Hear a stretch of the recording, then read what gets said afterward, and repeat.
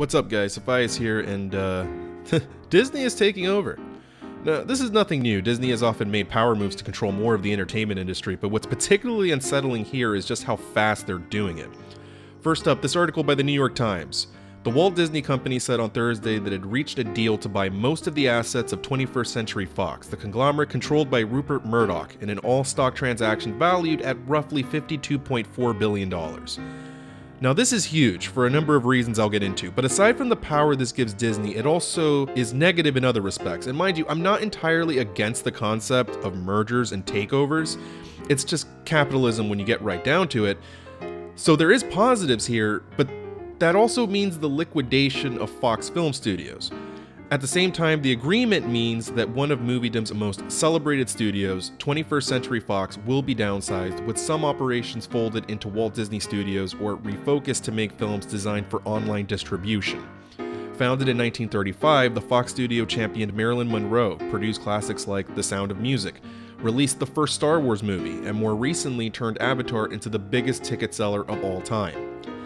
It's just a shame to see a studio with so much history and prestige just melt away and become a part of the obese behemoth that is the Disney machine. Nevertheless, what's most interesting about this acquisition in particular is just how much will change as a result of that, and I'll try to cover as much of it as I can.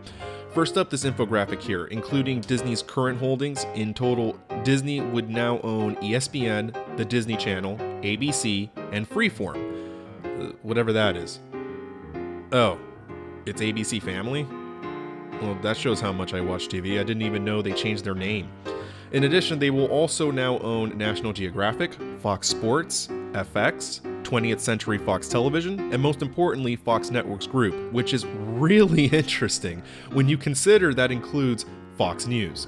Which then makes you wonder what changes could occur to a news network that has always been so militantly right-wing now that it's owned by the proprietors of the most magical place on earth. Really makes you think.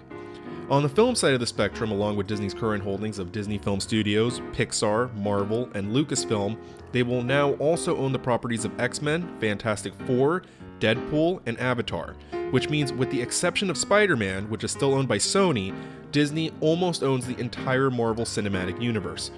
In the digital distribution front, Disney owns a 30% stake in Hulu, which is now 60% because the other slice was owned by Fox, along with a couple of slices from Sky Networks across the pond. So Disney certainly got themselves a whopper of a deal, but it remains to be seen if this is positive or negative. But as with all things, I'm fairly certain it'll be both. Some things they'll do right, some they'll screw up, only time will tell. What do you guys think of this acquisition? Do you think it's good for the industry or for your favorite properties, or that it's awful for exactly the opposite? Let me know in the comments below, and I'll see you next time.